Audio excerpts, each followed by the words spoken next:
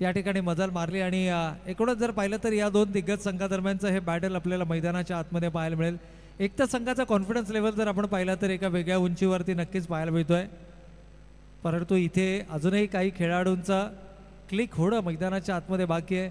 आदित्य खूप चांगली सुरुवात आपल्या संघाला मिळवून देत आहेत. त्यानंतर गोलंदाजीमध्ये अजयचं योगदान महत्त्वाचं राहिलं आहे, परंतु तो अजय संघामध्ये अनुपस्थित आपल्याला पाहायला मिळतोय. कारण अजय म्हटलं ना तर नक्कीच अजय हे सर्वाधिक प्रभावी अस्त्र आहे. अमित या ठिकाणी खूप चांगली गोलंदाजी करतायत. कदाचित अजयच्या अनुपस्थितीमध्ये अमितला 2 षटकं फेकण्याची संधी मिळेल. आणि एकता एक असा संघ आहे ना की जो कोणत्याही संघावरती मात करू शकतो. इतिहासाची पानं जर तुम्ही चाळून पाहिली ना तर अनेक मोठ्या मोठ्या संघांना नमवण्याचा कारनामा या एकता संघानं याच मैदानावरती केला आहे. अगदी व्यावसायिक दर्जाच्या संघांना देखील, कारण ओपनचं क्रिकेट ज्यावेळेला पूर्वी या मैदानावरती व्हायचं त्यावेळेला ओपनच्या संघांना अगदी पनवेल तालुक्याचा असो, रायगड जिल्ह्याचे असो किंवा मुंबईचे संघ असो, त्या संघांना देखील नमवण्याचं काम या एकता संघातील खेळाडूंनी केलं. आणि त्यापैकी बरेचसे खेळाडू आज आपल्याला या संघामध्ये उपस्थित देखील पाहायला मिळतात. मग ते हार्ड हिटर फलंदाजीच्या माध्यमातून फलंदाजी करणारे उमेश देसले असोत, आदित्य असोत किंवा एकूणच जर पाहिलं तर मात्र असे काही खेळाडू आहेत, रुपेश आहेत, राजेश आहेत, अभि देखील या ठिकाणी नव्यानं संघामध्ये समाविष्ट करण्यात आलेले आहेत. म्हणजे एकूणच जर पाहिलं ना तर या संघाकडे प्रचंड अनुभव आहे, गुणवत्ता आहे आणि त्याच बळावरती हा संघ मात्र एक उंच भरारी नक्कीच घेऊ शकतो. परंतु जय मल्हार, स्मॅश, फोर्स, फिटनेस या संघाला देखील विसरून चालणार नाही आहे. दोनही सलामीचे फलंदाज हे चांगल्या फॉर्ममध्ये आपल्याला पाहायला मिळतात, खास करून अंकित आणि अंकित बरोबर राहुल. तर सामन्यानं होती या सुरुवात. पंचांचा ग्रीन सिग्नल या ठिकाणी येतोय आणि पहिले षटक हाताळण्यासाठी सज्ज होत आहेत आदित्य देशमुख. फिरकीचं जाळं या ठिकाणी भिडण्याचा प्रयत्न केला. मध्यमगती गोलंदाज आहेत, स्विंग त्यांच्या गोलंदाजीमध्ये पाहायला मिळते. फिरकी म्हणता येणार नाही आहे, परंतु मध्यमगती गोलंदाजी आहे आणि मध्यमगती गोलंदाजी ही पेस व्हेरिएशनमध्ये प्रभावी नक्कीच पाहायला मिळू शकते. आणि इथे मात्र संधी निर्माण केली आहे का नाही, मिड ऑनला क्लिअर केलं आहे आणि चेंडू मात्र सीमा रेषेच्या पलीकडे 4 धावांन करता.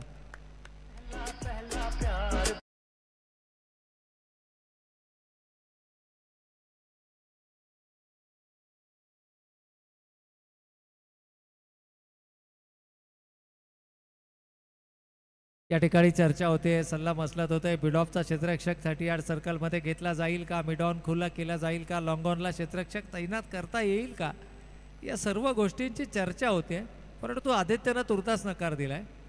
याही वेळेला जोरकस प्रहार त्याच दिशेमध्ये, परंतु यावेळेला ओव्हर द रूप 6 धावांसाठी षटकार. इथे निर्णय घ्यावा लागेल, नो डाऊट. इथे लॉंग ऑनला क्षेत्ररक्षक येणार ऑब्वियसली, कारण ज्या पद्धतीनं राहुल फलंदाजी करतोय. परंतु गोलंदाजीची जी लय आहे ना ती पण तुम्हाला थोडीशी बदलावी लागेल. मी म्हणेन पहिल्या 2 चेंडूवरती 10 धावा दिल्यानंतर जर का राहुलची विकेट आली तर ती देखील मी म्हणेन की तोट्याचं काम नसणार आहे. कारण राहुल ज्या फॉर्ममध्ये फलंदाजी करतोय ना इथे मात्र राहुल धोकादायक फलंदाज ठरू शकतो आणि हाच ट्रॅप इथे रचला जातोय. आता गोलंदाज हो, यावेळेला थोडीशी लाईन आणि लेंथ आखोड केली आहे. हे दुसऱ्या चेंडूवरती होणं अपेक्षित होतं. आदित्य एक्सपिरियन्स आहे आणि गोलंदाजीची जी लाईन आहे ना ती तुम्हाला मेंटेन करावी लागेल. फलंदाजाच्या रीचपासून जर का चेंडू तुम्ही दूर ठेवू शकलात तर मात्र दबावामध्ये आणला जाऊ शकतो आणि तेच मैदानाच्या आतमध्ये होत आहे. पहिले 2 चेंडू थोडेसे ओव्हरपिच पाहायला मिळाले, त्यानंतर लॉंग ऑन खुला केल्यानंतर कॉन्फिडन्स जो आहे तो फलंदाजाचा वाढला आणि अशा परिस्थितीमध्ये थोडासा शॉर्ट ऑफ लेनचे चेंडू पाहायला मिळाले आणि ज्या चेंडूंवरती फक्त एकेरी स्वरूपाची धाव आली आहे. 11 धावा धावफलकावर षटक क्रमांक 1 मैदानावर सुरू असताना अंकितसाठी पुन्हा एकदा त्याच क्षेत्ररक्षणाची व्यूहरचना केली जाते जी राहुलला पहिल्या 2 चेंडूवरती केली गेली होती. अंकित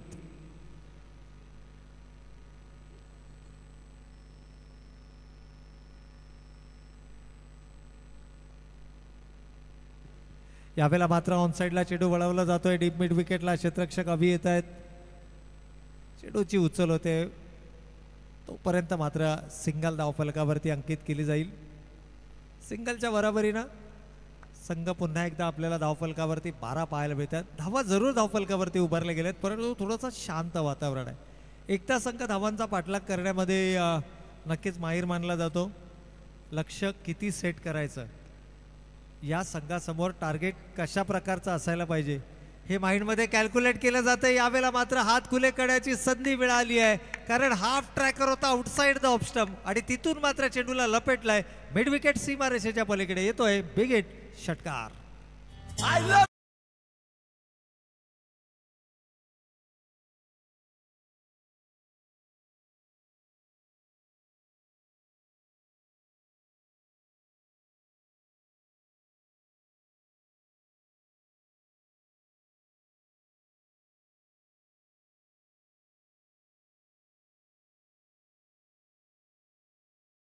दोन सामन्यामध्ये राहुलच्या फलंदाजीमध्ये तो मोमेंटम मात्र या ठिकाणी पाहायला मिळाला.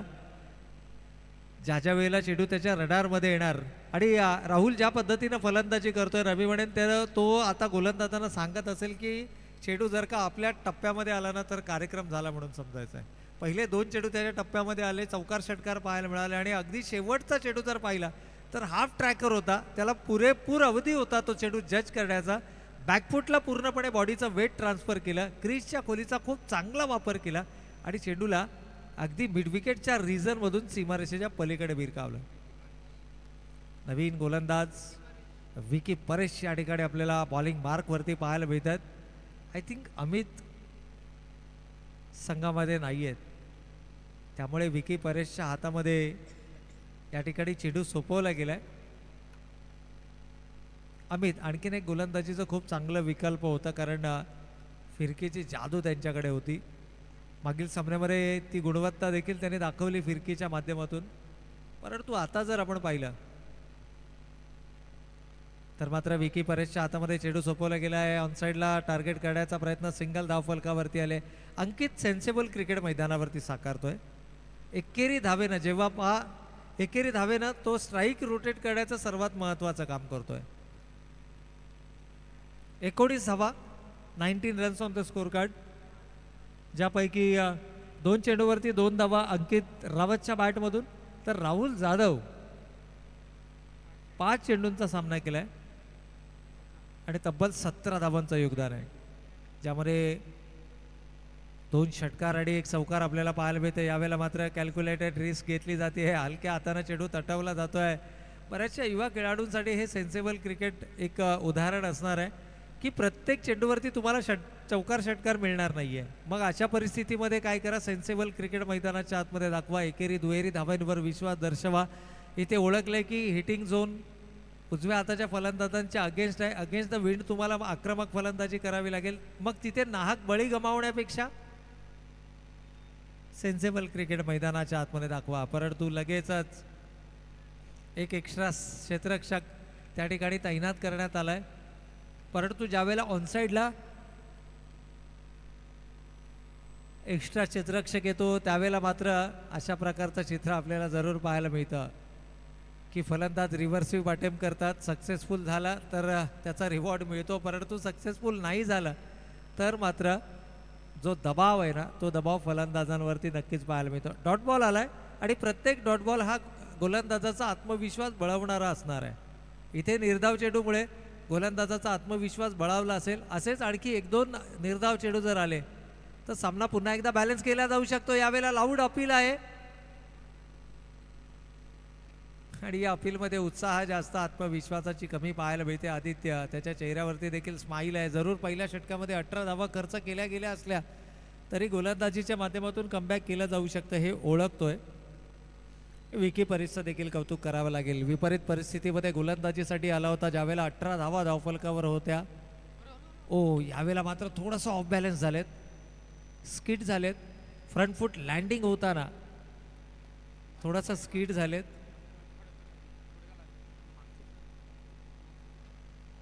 माफ करा, मागील जो पाय आहे तो मात्र स्किड झाला थोडासा. परंतु सर्वाधिक चांगली गोष्ट की तो पुन्हा एकदा आपल्या पायांवर उभा राहिला आहे. खेळण्याची तयारी त्याने दर्शवली. पाण्याची मागणी मैदानाच्या आतमध्ये होते. नक्कीच पाणी दिलं जाईल.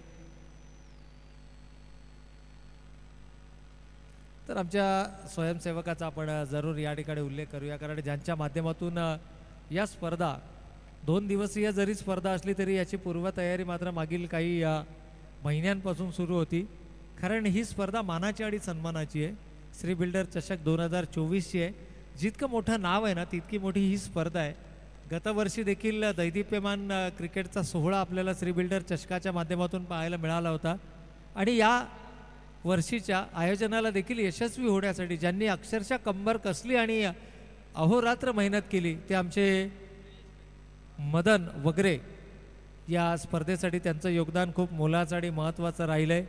त्यानंतर दीपकजी कोडावते असतील, सुमितजी सूर्यवंशी असतील, मंगेशबाई शिंदे असतील आणि संपूर्ण इवन स्टार स्पोर्ट्स क्लब मित्रमंडळ या सर्वांचं योगदान या स्पर्धांना यशस्वी होण्यासाठी सर्वाधिक महत्त्वाचं आणि मोलाचं राहिलं आहे. आणि एकूणच जर पाहिलं तर 2 दिग्गज व्यक्तिमत्व, प्रसिद्ध बांधकाम व्यावसायिक आदरणीय अमोलदादा जरेसाहेब आणि अक्षयदादा पानसरेसाहेब व त्यांचे स्नेही मित्र सन्माननीय सतीशभाऊ कडूसाहेब यांच्या माध्यमातून या क्रिकेटच्या स्पर्धा आपल्याला या ठिकाणी पाहायला मिळतात. कारण 1 जानेवारी आणि 2 जानेवारी या दोनही दिग्गज मित्रांचा वाढदिवस आणि त्याचंच औचित्य साधून मात्र या स्पर्धा आपल्याला या ठिकाणी पाहायला मिळतात. यावेळेला अकोट टप्प्याचा चेंडू होता. मिड विकेट रिझनमध्ये चेंडू वळवला आहे. नो मॅन्स लँड, कोणताही क्षेत्ररक्षक नाही आहे आणि चेंडू मात्र 1 बाउन्स सीमारेषेच्या पलीकडे 4 धावा.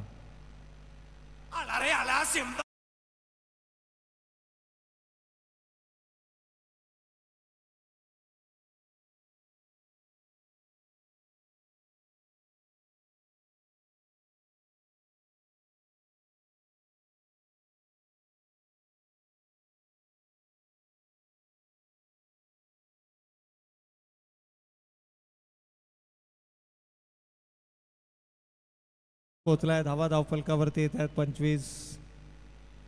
25 runs on the score card. आणि या षटकातील हा शेवटचा चेंडू शिल्लक असेल. राहुलनं देखील ओळखलं की या षटकामध्ये धावा कमी आल्यात. 2 निर्धाव चेंडू आले. 3 धावा पहिल्या 2 चेंडूवरती आल्या होत्या, म्हणजे 4 चेंडूमध्ये फक्त 3 धावा. आणि त्यानंतर मात्र आक्रमक होत असताना 5व्या चेंडूवरती चौकार पाहायला मिळाला. षटक आत्तापर्यंत चांगलं राहिलं आहे. नो डाऊट चौकार येणार, कारण खेळ आहे म्हटल्यानंतर आक्रमक फलंदाजी मैदानाच्या आतमध्ये जरूर होणार. चेंडूसाठीची जी मेहनत आहे ना ती देखील आमच्या प्रेक्षकांची या ठिकाणी पाहायला मिळते. तर राहुल जाधवचा जर आपण विचार केला तर 10 चेंडूमध्ये 24 धावा त्याच्या बॅटमधून आपल्याला पाहायला मिळालेत. हेही या इनिंगचं वैशिष्ट्य.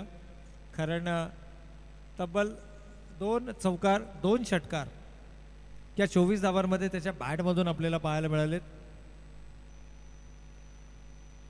आणि या खेळाडूकडे नेहमीच नजरा असतात, कारण ज्या वेळेला हा खेळाडू मैदानाच्या आतमध्ये असतो त्या वेळेला या खेळाडूकडनं मोठी अपेक्षा ही नेहमीच आपल्याला पाहायला मिळते. आणि इथपर्यंतचा जो प्रवास आहे ना तो प्रवास मात्र या काही प्रमुख खेळाडूंच्या भरजोर कामगिरीच्या बळावरती जय मल्हार स्मॅश फोर्स फिटनेस या संघानं या स्पर्धेमध्ये केला आहे. अगदी उपांत्यपूर्व फेरीच्या लढतीपर्यंत या संघानं मजाल मारली आहे. परंतु इथे मात्र उमेश चेंडू जज करतायत. अगदी सीमारेषेच्या लगत उभे राहिलेत आणि त्यानंतर मात्र झेल कंप्लीट केला आहे. जो फलंदाज डोकेदुखी ठरत होता त्या फलंदाजाला मात्र दाखवलाय तंबूचा रस्ता. फलंदाज Rahul Jadhav back to the pavilion.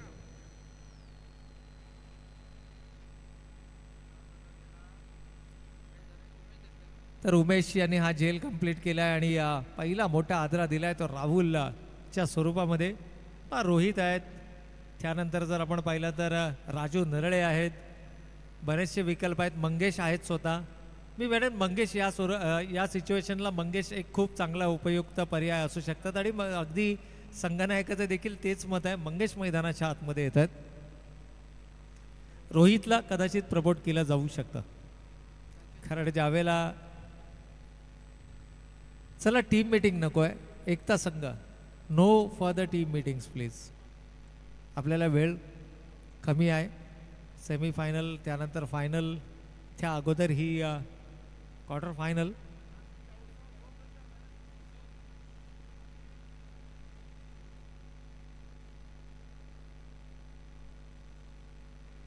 तर या ठिकाणी मंगेश बागल मैदानाच्या आतमध्ये आल्यात आणि जसं मंगेश बागल मैदानाच्या आतमध्ये येतात ना की एक पारितोषिक ऑटोमॅटिकली ॲक्टिवेट होतं. सलग 3 षटकारांसाठी रामदास शेवाळे प्रतिष्ठान अध्यक्ष सन्माननीय श्रीकांतदादा फाळके साहेब यांच्या माध्यमातून मात्र षटकार हॅट्रिकसाठी 3,333 रुपये आणि चौकार हॅट्रिकसाठी 2,222 रुपयांचं पारितोषिक. परंतु यावेळेला बॉलिंग मार्कवरती आपण पाहतोय गोलंदाज येत आहेत.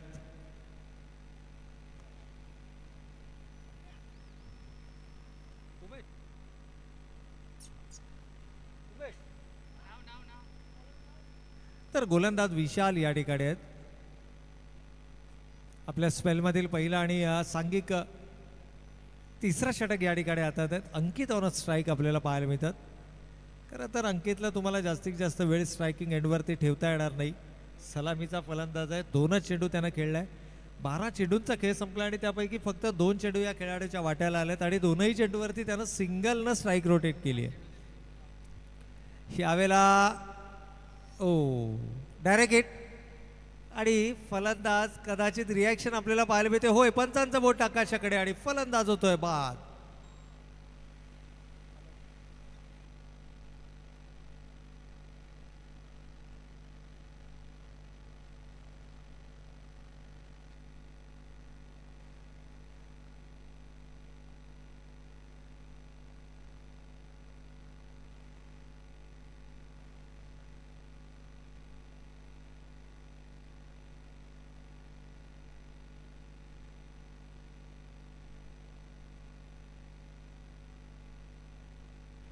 तर या दरम्यान आपण पुन्हा एकदा जाऊयात मैदानाच्या दिशेनं. पहा 1 बिंग्स 2 क्रिकेटमध्ये आपल्याला नेहमीच हे चित्र पाहायला मिळालंय आणि आता मात्र हिटिंग झोन आहे त्यामुळे कदाचित रोहितची वर्णी या ठिकाणी पाहायला मिळते आणि याच गोष्टींचा तुम्ही प्रत्येक वेळेला कॅल्क्युलेट करणं तुमच्या माइंडमध्ये. राजू नरळ्यानं मागील सामन्यामध्ये खूप चांगली फलंदाजी केली. मॅन ऑफ द मॅच देखील त्यांना मिळवलं. गोलंदाजीमध्ये 2 षटका हाताळत असताना 3 फलंदाज बाद केले. फलंदाजीमध्ये 2 चौकाराच्या मदतीनं तब्बल 12 धावा त्यांनी नक्कीच उभारल्या. परंतु अकॉर्डिंग टू द सिच्युएशन या वेळेला रोहित हा सर्वात चांगला विकल्प असू शकतो हे संघनायकानं ओळखलं आणि रोहितला मात्र प्रमोट केलं गेलं मैदानाच्या आतमध्ये. Rohit Gutukade on a strike. यावेळेला आडव्या बॅटनं चेंडू खेळण्याचा प्रयत्न मात्र या ठिकाणी अनसक्सेसफुल आणि बॅटीचा केवळ लिडिंग एज घेत चेंडू जाऊन विसावलाय तो यष्टी रक्षकाच्या हातात. चेंडू फलंदाजाच्या रीच पासून थोडासा दूर ठेवला. राहुल जाधव बाद झाल्यानंतर धावगतीचा जो आलेख आहे ना तो थोडासा खाली येताना आपल्याला पाहायला मिळाला. म्हणूनच आपण नेहमी म्हणत असतो की अतिघाई संकटात नाही. इथे राहुलनं अतिघाई केली आणि तो मात्र आपली विकेट गमावली आणि जसं राहुलने विकेट गमावली आहे ना आता केवळ फक्त डोक्याला हात लावून बसायची वेळ आली आहे. कारण धावगतीचा आलेख खाली गेलाय. क्रिकेट आहे. क्रिकेटमध्ये या सर्व गोष्टी आहे ना तुम्हाला शिकायला मिळतात. आपली विकेट जर तुम्ही एक संघाचे आघाडीचे फलंदाज असाल, जर तुम्ही चांगल्या फॉर्ममध्ये असाल तर प्रयत्न करा की जास्तीत जास्त एकतर तुम्ही सामना फिनिश करून याल किंवा इनिंग फिनिश करून याल. इनिंग संपेपर्यंत तुम्हाला मैदानावर उभा राहावं लागेल. असं नाही आहे की गोलंदाज फक्त तुम्हाला खराब चेंडूच टाकेल. काही वेळेला गोलंदाज तुम्हाला चांगले चेंडू देखील टाकेल. त्या चांगल्या चेंडूंना सन्मान द्या. खराब चेंडूंची वाट पहा. एखाद्या षटकामध्ये धावा आल्या नाहीत तरी चालतील परंतु तुमचं मैदानावरती उभा राहणं संघासाठी किती महत्त्वाचं आहे हे मात्र या सिच्युएशनमध्ये कळतं आहे. आणि प्रतिस्पर्धी संघ जर एकतासारखा ताकदवर संघ असेल ना तर मात्र या चुका बिलकुल मैदानाच्या आतमध्ये करू नका. कारण हा संघ एका संधीची वाट पाहतो आणि जर का संधी मिळाली ना तर त्या संधीला विजयामध्ये देखील परावर्तित करतो. हे बऱ्याच वेळेला आपण पाहिलं आहे.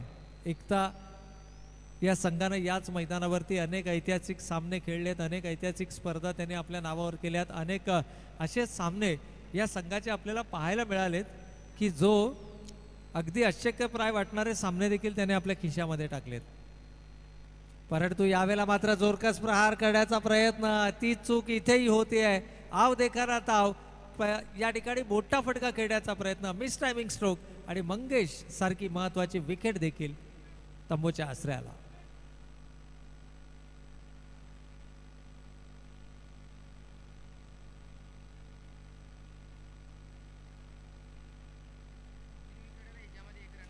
चार चेंडू आतापर्यंत या षटकामध्ये फेकले गेले, ज्यामध्ये धावबाच्या स्वरूपामध्ये एक, वैयक्तिक स्वरूपाचे 2, एकूण 3 विकेट्स आल्यात आणि फक्त 1 धाव आली आहे. पहिल्या षटकामध्ये तुम्ही 18 धावा उभारता आणि तिसऱ्या षटकामध्ये फक्त 26 धावांपर्यंत मजल मारता. हा सामना फाईट बॅक केला जातोय. हसन नवीन फलंदाज, नवीन बॅटर हसन मैदानाच्या आतमध्ये. हो, यावेळेला हाफ ट्रॅकर होता, गरज नक्कीच सरप्राइझिंग एलिमेंट होता फलंदाजासाठी. स्क्वेअर लेग पंचांकडे आचाळभूत नजरेनं जरूर पाहिलं गेलं, परंतु अशा प्रकारचं व्हेरिएशन करण्याची गरज तुर्तास या ठिकाणी कदाचित नुकसानदायक ठरू शकली असती, कारण कमी उंचीचा खेळाडू मैदानाच्या आतमध्ये होता. जर का राजू नरळे असते ना तर हा चेंडू तुम्हाला अगदी शेजारी असणाऱ्या इमारतींच्या टॅरेसवर पाहायला मिळाला असता. आणि इथे स्क्वेअर लेग पंचांचा इशारा, yes it's over waist height. I think तयार नव्हते Raju Narale. Over waist height कमरेच्या उंचीच्या वरचा हा चेंडू आहे, बीमार मानला जाईल. पण थोडंसं मानसिक दडपणाखाली तुम्ही असलात ना की अशा प्रकारचं चित्र मैदानावरती पाहायला मिळतं. चांगलं षटक या ठिकाणी पाहायला मिळत होतं, परंतु अजूनही काही बिघडलेलं नाहीये.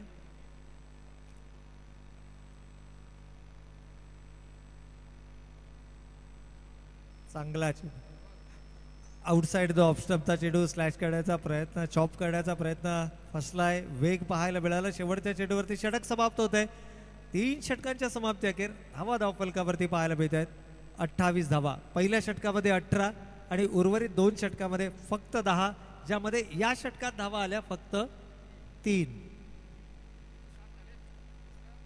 दुसऱ्या षटकामध्ये 7, तिसऱ्या षटकामध्ये 3. एकूण धावा धावफलकावर 3 षटकांच्या समाप्ती अखेर 28 धावा.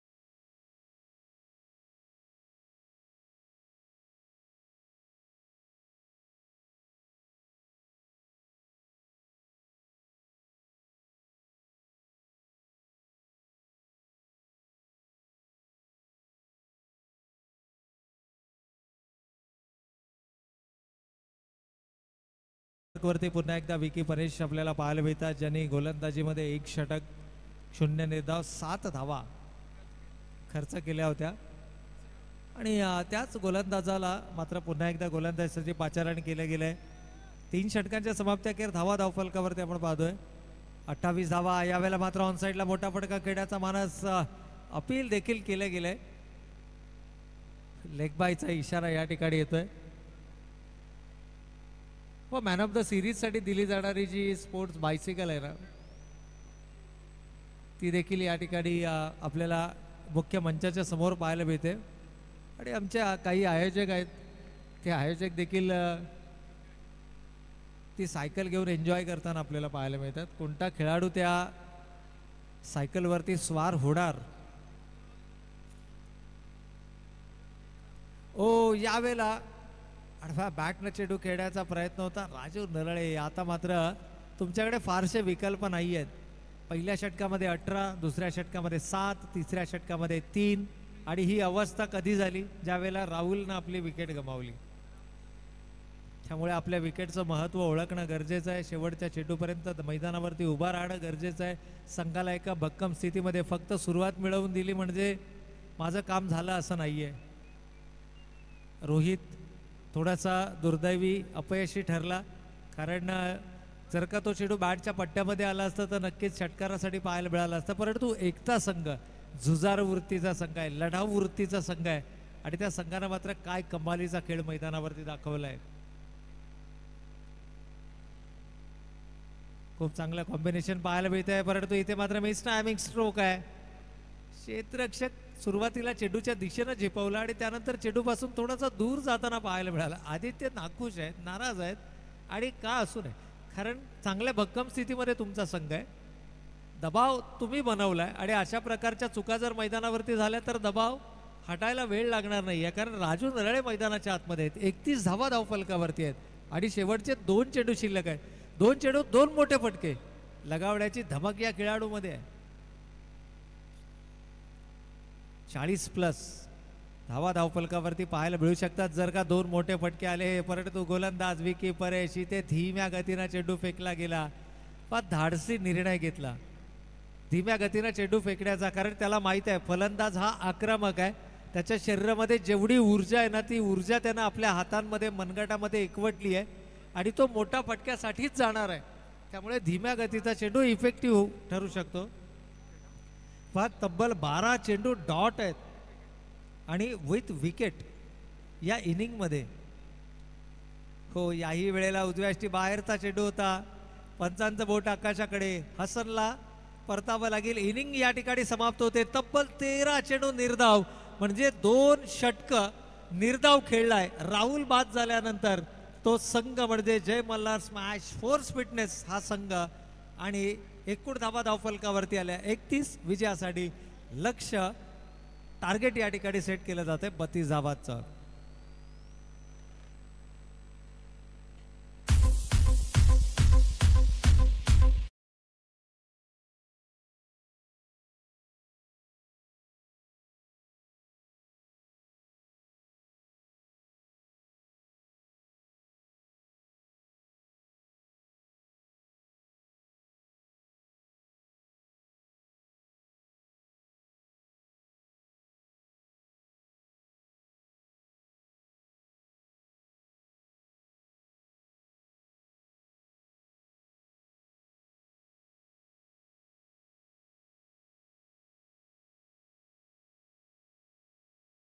समाप्त झालाय 8 रन्स फॉर ओव्हर.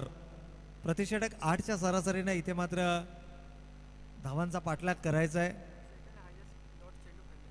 नक्कीच या ठिकाणी जर आपण पाहिलं तर साईकृपा संघानं सकाळच्या सत्रामध्ये तब्बल 15 धावा डॉट खेळले होते, म्हणजे 4 पैकी 2.5 षटकं त्यांची डॉट राहिली होती आणि 1.5 षटकामध्ये 16 धावेनं तो सामना गमावला होता. आणि इथे जर पाहिलं तर जयमल्ला स्मॅश फोर्स फिटनेस ए संघानं 13 चेंडू डॉट खेळलेत आणि धावफलकावरती धावा पहिल्या षटकामध्ये 18 धावा येऊन सुद्धा 31 धावांचं, म्हणजे उर्वरित 18 चेंडूमध्ये फक्त 13 धावा आल्या. चला, एकता संघ सलामीची जोडी लगेच मैदानाच्या आतमध्ये पाचारण करायची आहे. एकता संघ सलामीची जोडी मैदानाच्या आतमध्ये पाचारण करा.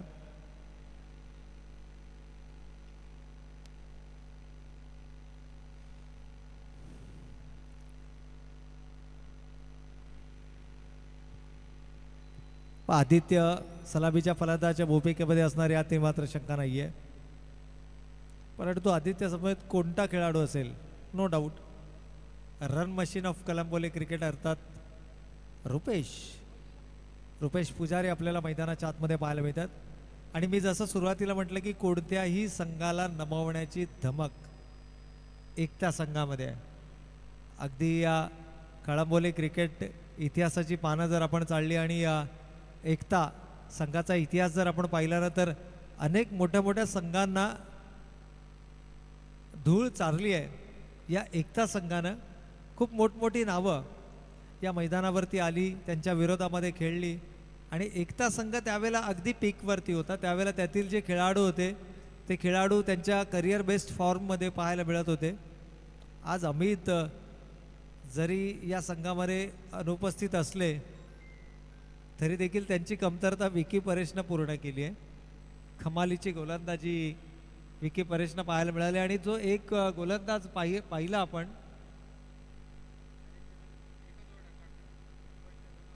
विशाल ज्याने प्रभावित करणारी गोलंदाजी मैदानावर. तर पंचांचा ग्रीन सिग्नल, सामना सुरू होण्याचा इशारा. ऑल सेट फॉर द रंचेस आणि सलामीची जोडी मात्र मैदानाच्या आतमध्ये. रुपेशनं आतापर्यंत आय थिंक हा तिसरी स्पर्धा खेळत आहेत, कोणत्याही प्रकारचा परफॉर्मन्स त्यांच्याकडून पाहायला मिळाला नाही, परंतु ही चांगली संधी आहे. पहिला चेंडू यावेळेला ओव्हर द कव्हर जाण्याचा प्रयत्न कंप्लीट केला जातोय. झेल हसन टिपतात झेल आणि पहिला फलंदाज इथे मात्र गमावलाय आदित्यच्या स्वरूपात एकता सक्कानं.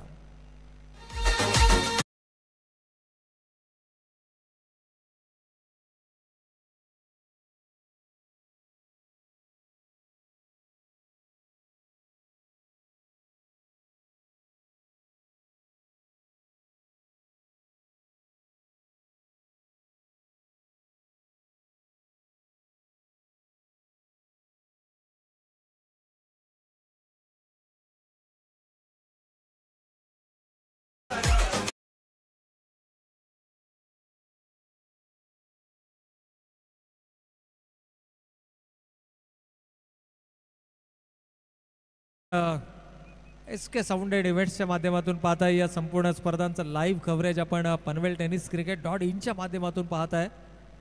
आणि एक जबरदस्त क्रिकेट मैदानाच्या आतमध्ये लढाऊ वृत्ती, कारण फलंदाजीमध्ये जरी चमकदार कामगिरी करता आली नसली तरी गोलंदाजीमध्ये संघाला पुन्हा एकदा बॅक ऑन ट्रॅक आणण्याची जबाबदारी ही माझी आहे हे दर्शवत असताना, कारण मागील सामन्यामध्ये 2 षटकं 19 धावा 0 निर्धाव आणि 3 फलंदाज बाद करण्याची किमया याच गोलंदाजानं केली होती. आणि तो गोलंदाज आता मात्र आपल्याला मैदानाच्या आतमध्ये गोलंदाजी करताना पाहायला मिळतोय. इनॅट नंबर 3 नवीन फलंदाज मैदानाच्या आतमध्ये आपण पाहतोय. रोहित रितेश आहेत, रितेश आणि रुपेश ही जोडी मैदानाच्या आतमध्ये. पहिली धाव अतिशय वेगाने घेतली, त्यामुळे थोडंसं फंबल आणि दुसरी धाव घेण्याची संधी देखील या ठिकाणी मिळाली. पहिल्या चेंडूवरती विकेट, दुसऱ्या चेंडूवरती 2 धावा. 2 चेंडूंच्या समाप्तीनंतर 2 धावा आपण धावफलकावरती पाहतोय. यावेळेला मात्र पुढ्यामध्ये चेंडू केलाय. अशा प्रकारची गोलंदाजी चालणार नाहीये हे मात्र रितेशनं दाखवलंय. स्लॉट मध्ये चेंडू मिळालाय आणि भिरकावून दिलाय सीमारेषेच्या पलीकडे.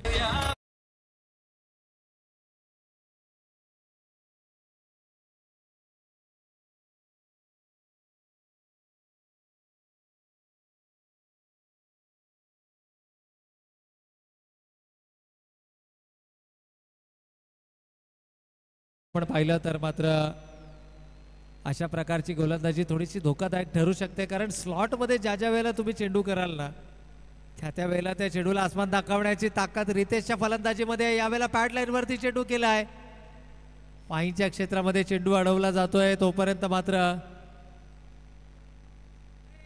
एकूण 3 धावा धावफलकावरती आल्यात. पंचांच्या इशाऱ्याची आपण जरूर वाट पाहणार आहोत, कारण शहानिशा केली पंचांनी त्या ठिकाणी जाऊन की बॅट कुठे ड्रॅग केलाय. पॉपिंग केजच्या आतमध्ये बॅट ड्रॅग करणं गरजेचं असतं आणि अगदी तेच केलं.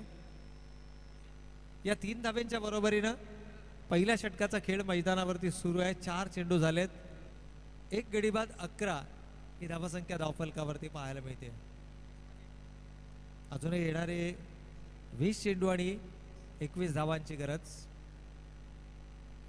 यावेळेला चांगला चेंडू होता, टप्पा पडल्यानंतर एक्स्ट्रा बाउन्स देखील पाहायला मिळाला आणि हे केवळ शक्य झालंय गोलंदाजाच्या उंचीमुळे. खांद्यांचा वापर केलाय, अगदी चेंडूमध्ये वेग वाढण्याचा देखील प्रयत्न केला, खांद्यांचा वापर केला. आणि ज्या वेळेला तुम्ही तुमच्या शोल्डर्सचे एक्स्ट्रा एफर्ट्स लावता त्यावेळेला असा एक्स्ट्रा बाउन्स तुम्हाला चेंडूमध्ये नक्कीच पाहायला मिळतोय. रुपेश हा स्वतः देखील एक उंचपुरा फलंदाज आहे कम्पेअर टू द रितेश. या ठिकाणी त्याची उंची जास्त आहे आणि हेच कारण आहे की इथे मात्र थोडासा एक्स्ट्रा बाउन्स आपल्याला मैदानाच्या आतमध्ये पाहायला मिळाला. परंतु इथे आडव्या बॅटने चेंडू खेळण्याचा माणूस होता. सिंगल आली आहे, दुसऱ्या धावेसाठीचा प्रयत्न, रिस्की धाव. आणि इथे मात्र काय आवश्यकता होती का, गरज नसताना आपली विकेट गमावली आहे. रुपेश बाद झाले आहेत, विकेट नंबर 2 मैदानातून बाहेर जाताना.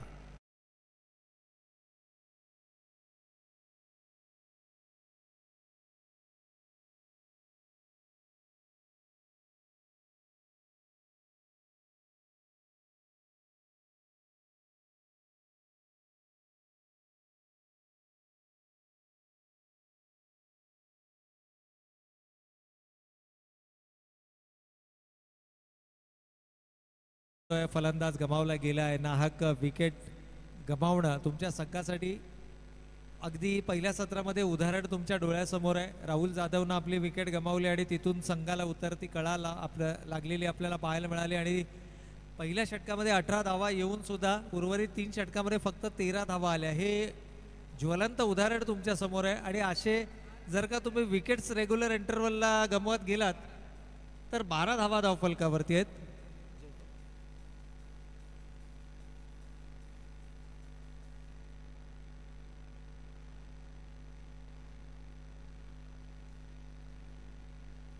तर येणारे अजूनही 18 चेंडू आणि विजयासाठी 20 धावांची गरज. दोन्हीही ताकदवर संघ एकमेकांच्या समोर आपल्याला पाहायला मिळत आहेत. इनॅट नंबर 4 यावेळेला मैदानाच्या आतमध्ये आपण पाहतोय. फलंदाज आहेत राजेश. पण सिंगल डबल्सवरती जास्त विश्वास दर्शवणारा हा खेळाडू आहे, त्यामुळे राजेशला प्रमोट केले गेले. यावेळेला हलक्या हाताने चेंडू स्टेअर केला आहे. सिलिमिट ऑफ रिझनमध्ये सिंगल धाव फलकावरती आहे. कव्हर पॉईंटला क्षेत्ररक्षक जरूर आहेत, परंतु एक धाव ही मात्र नक्कीच आपल्याला या ठिकाणी पाहायला मिळते. या एका धावेच्या बरोबरीनं संघाची एकूण धावसंख्या 13 धावा धावफलकावरती. आता हळूहळू धावसंख्येला आकार देण्याचा प्रयत्न असेल आणि राजेश मैदानाच्या आतमध्ये म्हटल्यानंतर सिंगलला डबलमध्ये कन्वर्ट करणं या खेळाडूला ठाऊक आहे. अगदी क्षेत्ररक्षकाच्या हातामधून धावा चोरताना आपण बऱ्याच वेळेला या खेळाडूला पाहिलं आणि खूप चांगला मूव्ह आहे एकता संघाच्या संघनायकाचा. विशेष कौतुक करेन मी उमेशजी यांचं आणि त्याचबरोबर आदित्यचं देखील. यावेळेला पहा कव्हरच्या रिझर्व्हमध्ये चेंडू वळवला. इथे मात्र डेंजर. पण दुसरा कोणता खेळाडू असता तर कदाचित आपली विकेट या ठिकाणी गमावली असती, परंतु Rajesh running between the wicket ज्याचा आपण उल्लेख केला. खूप कमी असे खेळाडू आहेत की ज्यांचं रनिंग बिटवीन द विकेटची आपण नेहमी तारीफ करतो. नक्कीच या ठिकाणी त्यापैकी एक म्हणजे राजेश पुजारी आपल्याला मैदानाच्या आतमध्ये पाहायला मिळतात. रनिंग बिटवीन द विकेट ही तुमची बेस्ट ऑफ बेस्ट असणं गरजेचं आहे.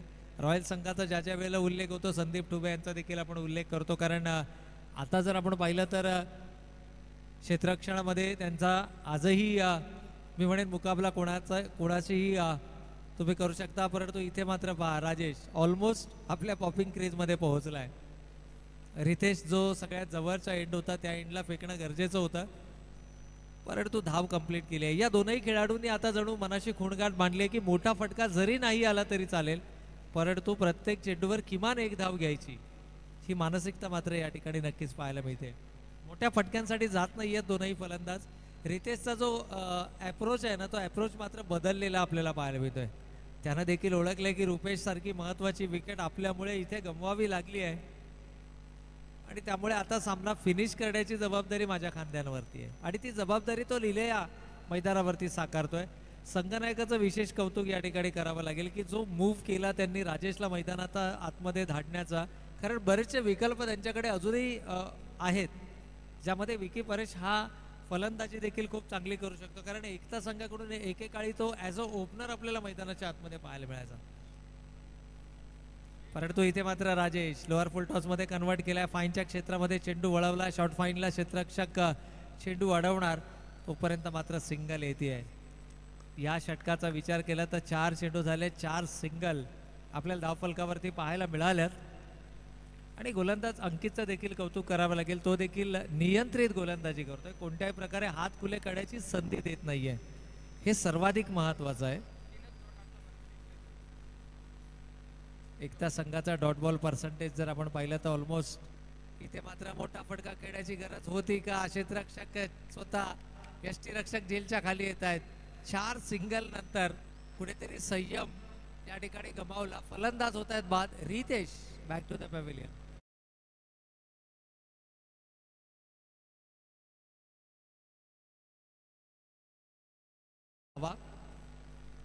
म्हणजे अजूनही 16 धावांची गरज आहे.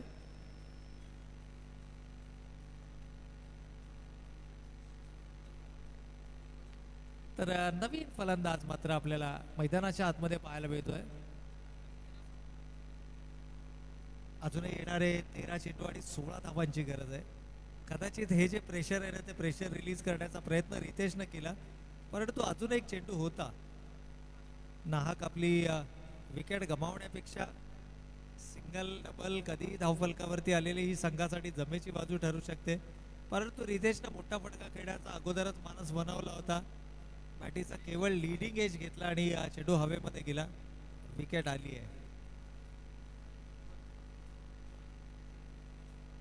13 चेंडू आणि 16 धावांची अजूनही गरज आहे.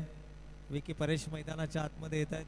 ॲज अन ओपनर बऱ्याचशा सामन्यांमध्ये मागच्या क्रिकेट हंगामामध्ये या खेळाडूला आपण पाहिलं. यावेळेला आउटसाइड द ऑफ स्टंपचा चेंडू आहे. कव्हरमध्ये डीपला क्षेत्ररक्षक तैनात आहे या फटक्या करता. अंकितचं एक यशस्वी षटक मात्र या ठिकाणी संपन्न होत आहे. अवघ्या 5 धावा दिल्यात आणि 1 विकेट त्यानं आपल्या खात्यामध्ये जमा केली आहे. आणि जणू पुनरागमन परतीचं बिगुल या गोलंदाजांना वाजवलंय की काय. कारण राजू नळेच्या खांद्यांवरती आता पुन्हा एकदा तिसरं षटक फेकण्याची जबाबदारी असणार आहे, जे त्याच्या वैयक्तिक स्पेलमधील दुसरं आणि सांघिक तिसरं षटक असेल. इक्वेशन जर पाहिलं तर येणारे 12 चेंडू आणि 15 धावा. 12 ball 15 runs required to win. इथे मात्र क्षेत्ररक्षण कशा प्रकारचं असावं याबद्दलचं डिस्कशन मैदानाच्या आतमध्ये पाहायला मिळते. आणि अगदी ॲट द सेम टाइम पाण्याची मागणी मैदानाच्या आतमध्ये होते आणि आदित्य मैदानाच्या आतमध्ये आपल्याला पाहायला मिळतात. आपल्या खेळाडूंना काहीशी कानमंत्रणा देत आहेत आणि अगदी शेवटच्या चेंडूपर्यंत सामना गेला तरी चालेल, परंतु तुम्ही विकेट्स फेकू नका. हाच सर्वाधिक महत्वाचा आणि मोलाचा या ठिकाणी संदेश असणार आहे. अलॉंग द कार्पेट चेंडू जास्तीत जास्त खेळण्याचा प्रयत्न करा. हा कानमंत्रणा या ठिकाणी नक्कीच असणार आहे. आणि गोलंदाजीमध्ये जर आपण पाहिलं तर मात्र गोलंदाज राजू पुन्हा एकदा सज्ज होत आहेत. राजू यांना आपल्या क्रिकेटिंग करिअरमधील सर्वोत्तम गोलंदाजी मैदानावर साकारावी लागेल. कारण ज्या प्रकारचं क्षेत्ररक्षण आपण पाहतोय, अगदी आमच्या समालोचन कक्षाच्या ठीक उजव्या बाजूला आपल्याला नवा पाहायला मिळत आहेत. One of the best fielder of Kalamboli cricket. त्यानंतर मिड विकेटला पण सर्वात उंचपुरा क्षेत्ररक्षक या ठिकाणी पाहायला मिळतं. त्यानंतर जर आपण पाहिलं तर आणखीन एक क्षेत्ररक्षक डीप स्क्वेअर लेगमध्ये फाईनच्या क्षेत्रामध्ये आपल्याला एक क्षेत्ररक्षक 38 सर्कलमध्ये पाहायला मिळतोय. लॉंग ऑन आणि लॉंग ऑफमध्ये 2 क्षेत्ररक्षक तैनात आहेत. यावेळेला जोरकस प्रहार करण्याचा मानस. पहिल्या चेंडूवरती टप्पा पडल्यानंतर चेंडू लो राहिलाय. बायचा इशारा येतोय. पंचांचा कोणत्याही प्रकारे बॅट इन्व्हॉल्व नाहीये. एका धावेला खूप महत्व आहे. अजूनही येणारे 11 चेंडू आणि 14 धावांची गरज. 11 चेंडू 14 धावा हे विजयासाठीचं समीकरण असणार आहे. राजू नरळेचं हे षटक तुम्ही कशा पद्धतीनं हाताळताय, किंबहुना राजू नरळे हे षटक कशा पद्धतीनं हाताळत आहेत. कारण एक असं षटक आपण पहिल्या सत्रामध्ये पाहिलं, फक्त तिथं 3 धावा आल्या होत्या आणि ते षटक होतं विशाल यांचं. परंतु अशा प्रकारच्या फटक्याची गरज आहे का. सरळ बॅटनं धावा येत असताना तुम्हाला अशा प्रकारचे इनोव्हेटिव्ह, कलात्मक किंबहुना रचनात्मक फटके खेळण्याची गरज आहे का. एकता संघानं देखील 5 चेंडू निर्धाव खेळले. विथ विकेट हे 5 चेंडू आहेत. त्यामुळे डॉट बॉल पर्सेंटेज तुम्हाला कमी ठेवावं लागेल. यावेळेला समोरच्या दिशेनं चेंडू हवेमध्ये उडवलाय. क्षेत्ररक्षक नवनाथ जोपर्यंत चेंडू जज करणार तोपर्यंत मात्र दुहेरी धाव ही धावफलकावरती अंकित केली जाते. ही नुकसान भरपाई तुम्हाला करावी लागेल. जेव्हा जेव्हा डॉट बॉल येईल त्या वेळेला पुढच्या चेंडूवरती तुम्हाला कमीत कमी 2 धावा या धावफलकावरती घ्यावाच लागतील. या 2 धावेला संघ जाऊन पोहोचलाय 3 गडी बाद 20. इक्वेशन जर पाहिलं तर येणारे 9 चेंडू आणि 12 धावांची गरज. 9 चेंडू 12 धावा तुमचा स्वाभाविक खेळ मैदानावरती साकारा. यावेळेला मात्र थोडासा हात खुले करण्याची संधी दिली आहे क्षेत्ररक्षकाला. इथे मात्र चूक झाली आहे क्षेत्ररक्षकाकडून. चेंडूनं वळण घेतलंय आणि गेलाय सीमा रेषेच्या पलीकडे. नशिबाची मिळाली आहे 7 राजेशला आणि चेंडू सीमा रेषेच्या पलीकडे 4 धावांकरता.